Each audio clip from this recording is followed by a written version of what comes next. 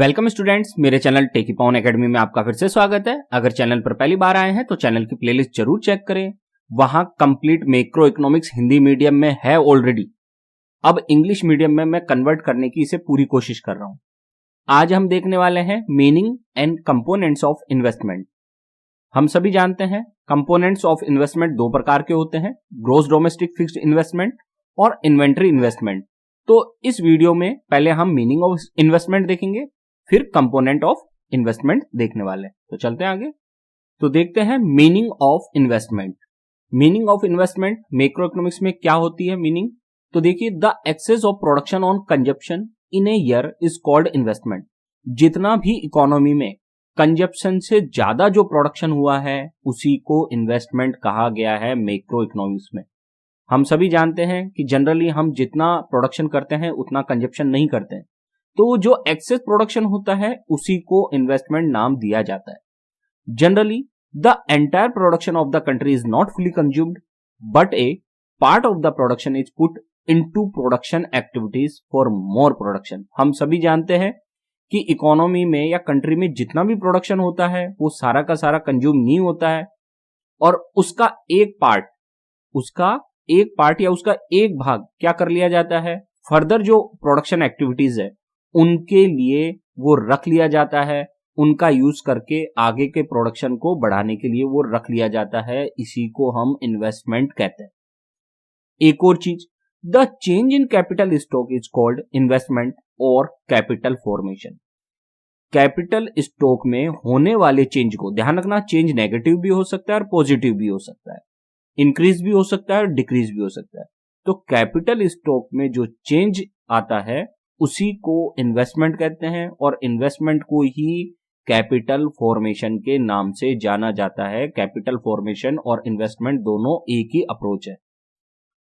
फिर आगे बढ़ते हैं, अदर इन्वेस्टमेंट नेम्स। तो देखो, इन्वेस्टमेंट के अदर नेम्स कौन कौन से हैं। Investment is known as gross investment. Investment को ही ग्रोस इन्वेस्टमेंट भी कहते हैं, कैपिटल फॉर्मेशन भी कहते हैं, ग्रोस कैपिटल फॉर्मेशन भी कहते हैं। ध्यान देना, ग्रोस कैपिटल फॉर्मेशन, क्योंकि कैपिटल फॉर्मेशन का नाम ही इन्वेस्टमेंट है, तो ग्रोस कैपिटल फॉर्मेशन भी है।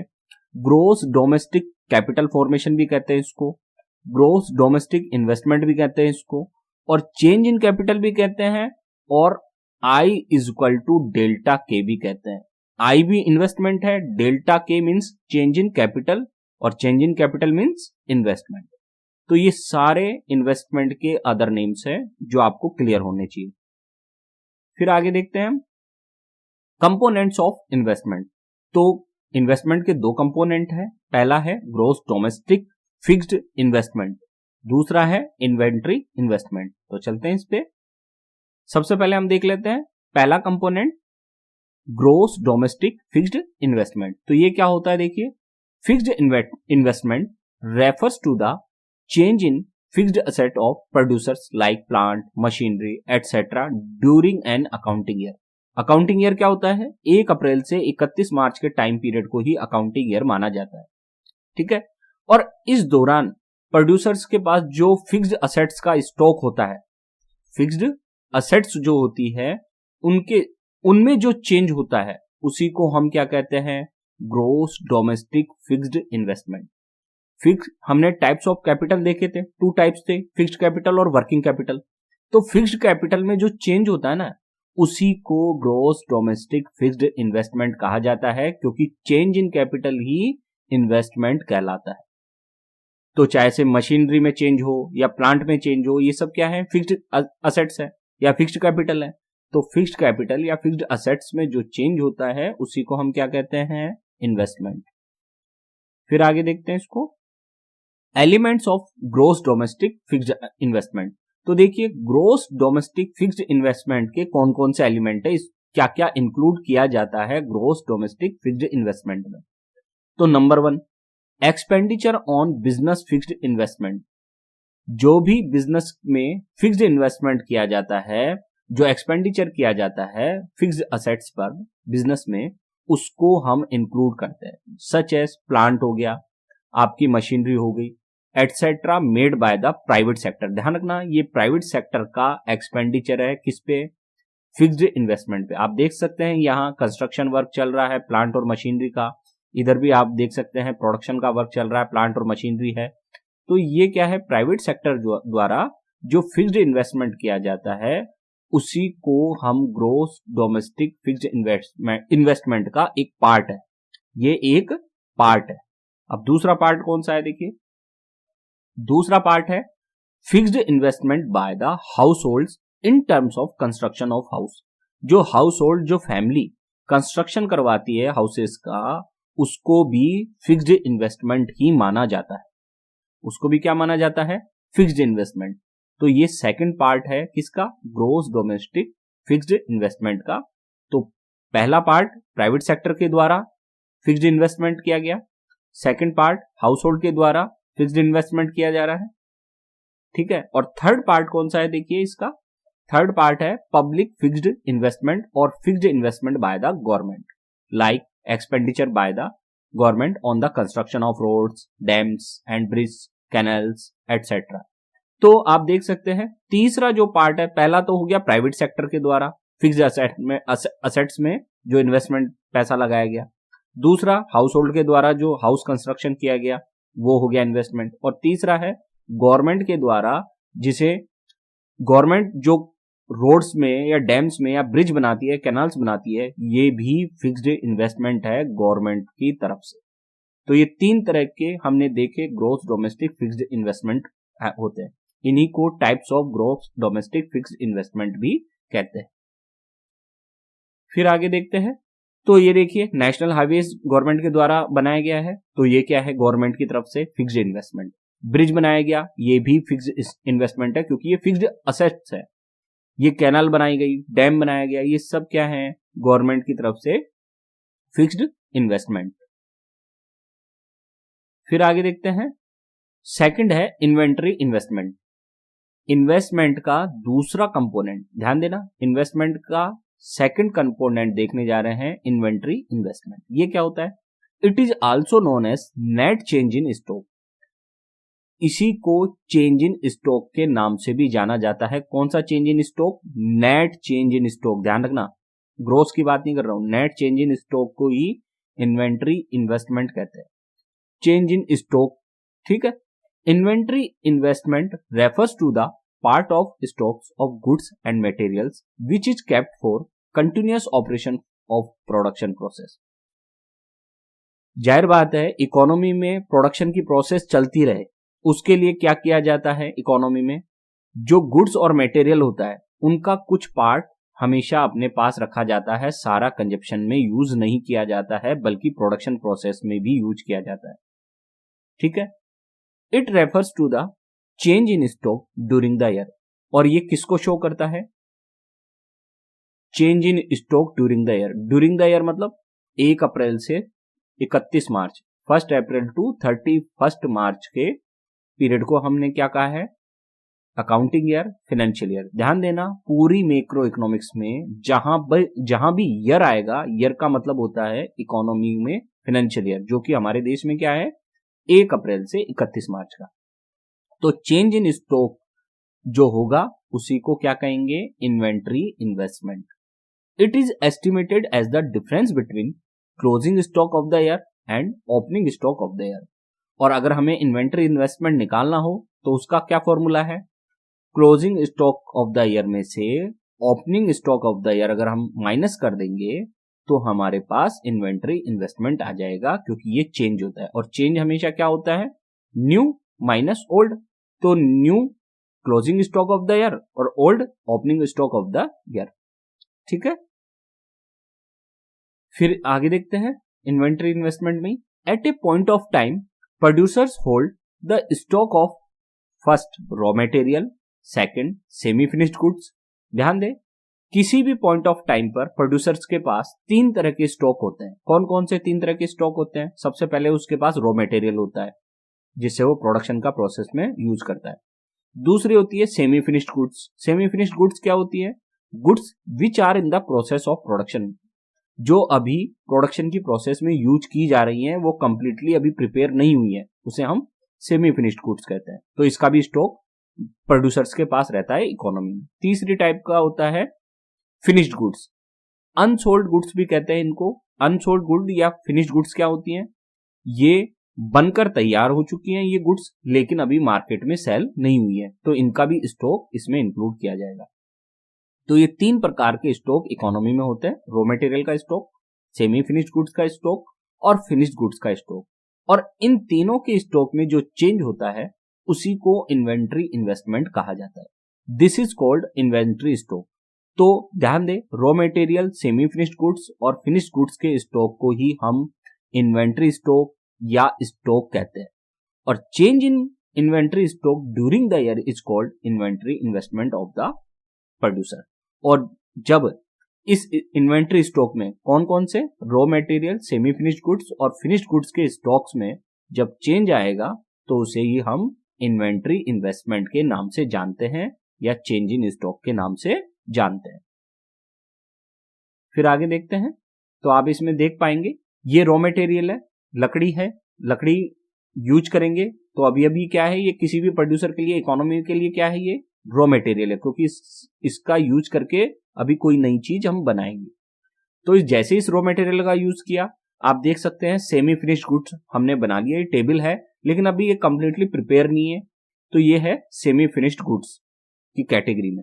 और जब हम इसका यूज कर लेंगे लकड़ी का, सेमी फिनिश्ड गुड्स आपको मैंने सैंपल दे ही दिया, और इस तरह से आपको फिनिश्ड गुड्स देखने को मिलेगी। इस लकड़ी, ये रॉ मटेरियल है कंप्लीटली, फिर ये सेमी फिनिश्ड गुड्स है और ये फिनिश्ड गुड्स है।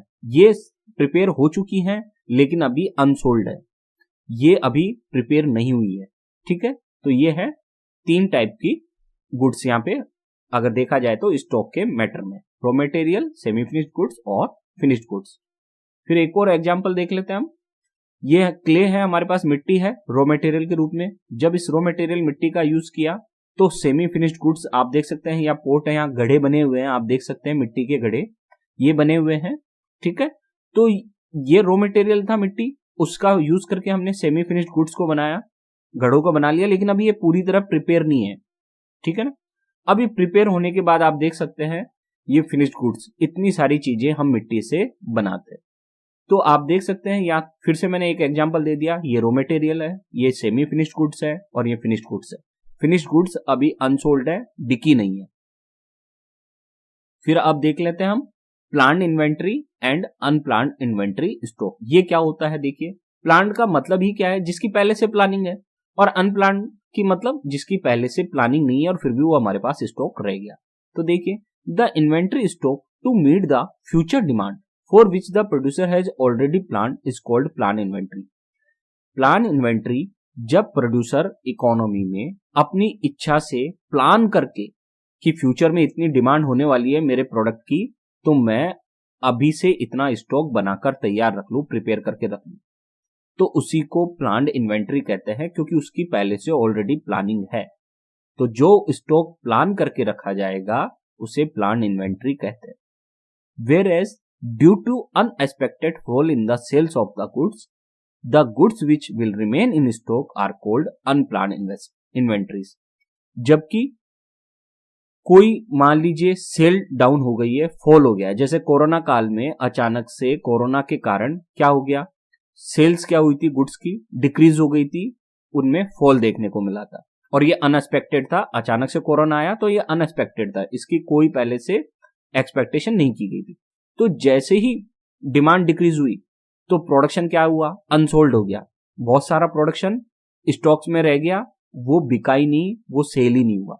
तो ऐसे प्रोडक्शन को या ऐसे स्टॉक को जो unexpected fall in the sale के कारण हुआ है, प्रोड्यूसर के पास रह गया है, उसे हम अनप्लान्ड इन्वेंट्री कहेंगे, क्योंकि ये पहले से प्लानिंग नहीं की थी ये प्रोड्यूसर ने, ये तो अचानक से सेल्स में कमी के कारण उसके पास ये माल रह गया है, तो इसलिए इसको हम अनप्लान्ड इन्वेंट्रीज कहेंगे। तो प्लान इन्वेंट्री जिसकी प्लानिंग करके जो स्टॉक अपने पास रखा प्रोड्यूसर ने, वो प्लान इन्वेंट्री है, और जिसकी पहले से प्लानिंग नहीं की थी लेकिन किसी कारण माल नहीं बिका, अनसोल्ड रह गया, तो उसे हम अनप्लान्ड इन्वेंट्री स्टॉक कहते हैं। फिर अब फॉर्मूला देख लेते हैं हम, ग्रोस इन्वेस्टमेंट आई। ध्यान देना, आई को ही इन्वेस्टमेंट भी कहते हैं, ग्रोस इन्वेस्टमेंट भी कहते हैं, और इसका फॉर्मूला क्या है, नेट इन्वेस्टमेंट प्लस डेप्रिसिएशन। जब नेट इन्वेस्टमेंट में हम डेप्रिसिएशन को ऐड कर देंगे तो उसे हम ग्रॉस इन्वेस्टमेंट कहते हैं। सेकंड है ग्रॉस इन्वेस्टमेंट का ही second formula net domestic fixed investment plus inventory investment, जिसे चेंज इन स्टॉक भी कहते हैं, प्लस डेप्रिसिएशन। यहां हमने क्या किया, नेट डोमेस्टिक फिक्स्ड इन्वेस्टमेंट में जब हम इन्वेंट्री इन्वेस्टमेंट को ऐड कर देंगे तो ये निकल के आएगा क्या, नेट इन्वेस्टमेंट। नेट इन्वेस्टमेंट के दो पार्ट हैं, पहला net domestic fixed investment plus inventory investment. फिर इसमें हमने डेप्रिसिएशन जोड़ा, यहां जैसे ऊपर जोड़ा था प्लस डेप्रिसिएशन, तो हमारे पास ग्रॉस डोमेस्टिक इन्वेस्टमेंट आ गया। फिर से क्लियर कर रहा हूं, ग्रॉस इन्वेस्टमेंट आई क्या होता है, gross domestic fixed investment plus inventory investment को ही ग्रॉस इन्वेस्टमेंट कहते हैं। ग्रॉस डोमेस्टिक, ये ध्यान रखना, डोमेस्टिक वर्ड मत भूल जाना।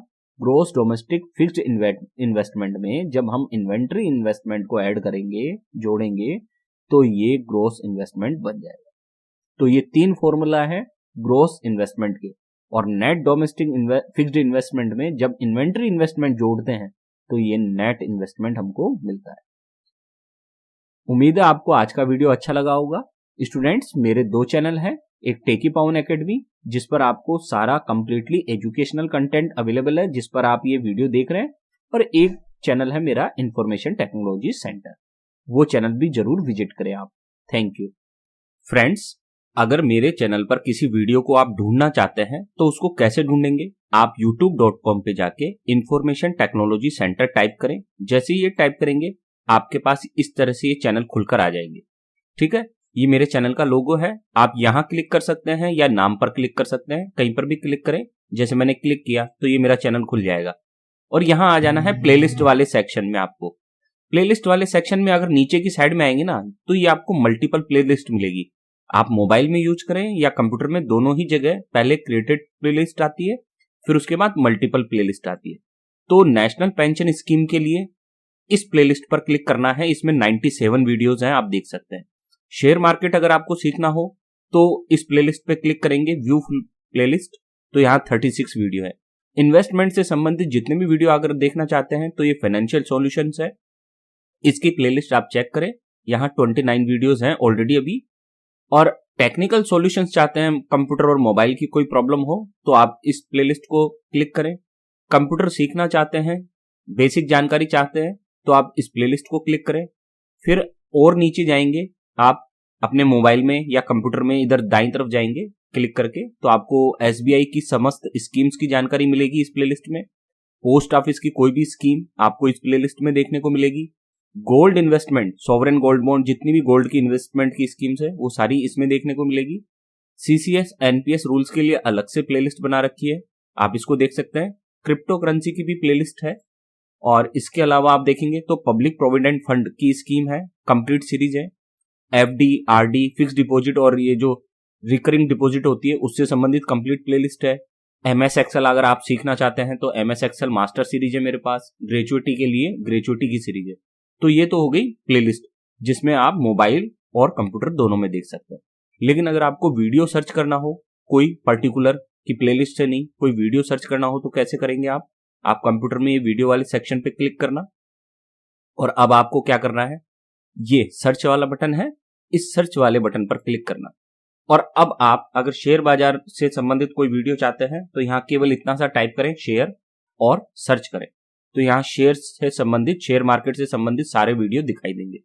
शेयर मार्केट के लिए सबसे बेस्ट वीडियो है मनी कंट्रोल कैसे यूज करें, है ना, ये आप जरूर देख लेना।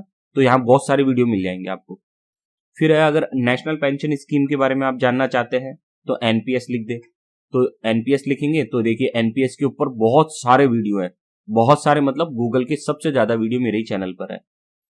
फिर ग्रेजुएटी अगर जानना चाहते हैं तो आप ग्रेजुएटी के बारे में लिख दें।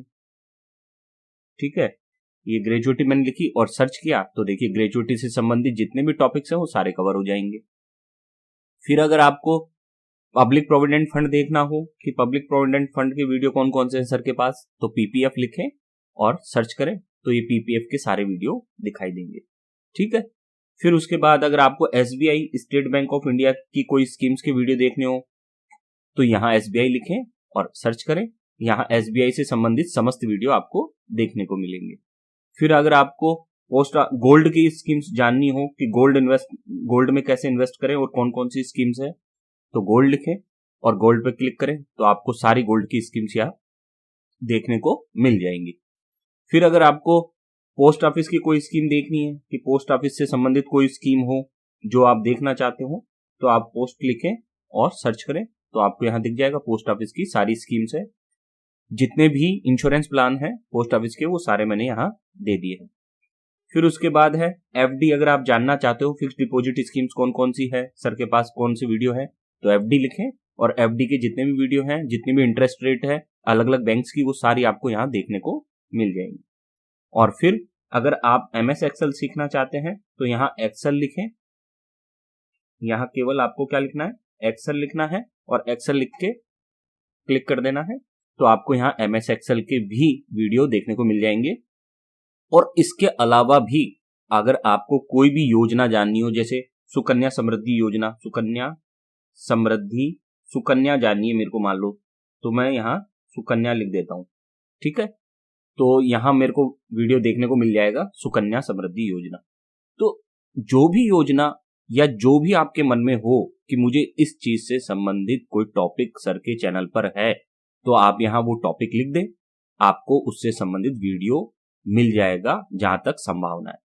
अगर चैनल अच्छा लगा हो तो सब्सक्राइब जरूर करें।